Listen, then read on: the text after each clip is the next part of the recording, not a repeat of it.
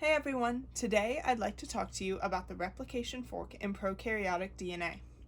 Prokaryotic DNA is circular. It has one origin of replication, and in the theta model, replication proceeds bidirectionally.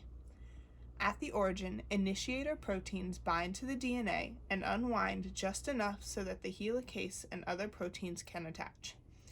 Ahead of the fork, gyrase, a type 2 topoisomerase protein, relieves the supercoiling of the DNA, allowing helicase to unwind the double helix by breaking the hydrogen bonds that exist between the nucleotides.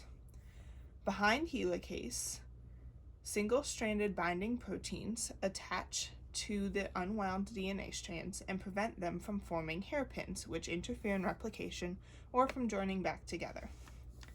Next, RNA primase creates a short series of RNA nucleotides called primers. These provide a 3' OH group for DNA polymerase III to attach and synthesize the new strand of DNA.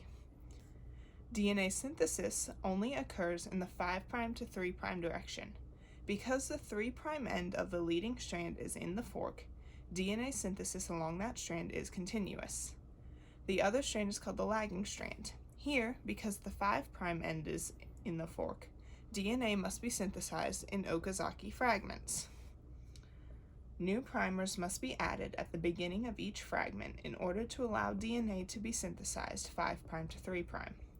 Additionally, DNA polymerase III can fix incorrect base pairings by using a 3' to 5' exonuclease activity. Once the two new DNA strands have been synthesized, DNA polymerase I removes the RNA primers and replaces them with DNA nucleotides.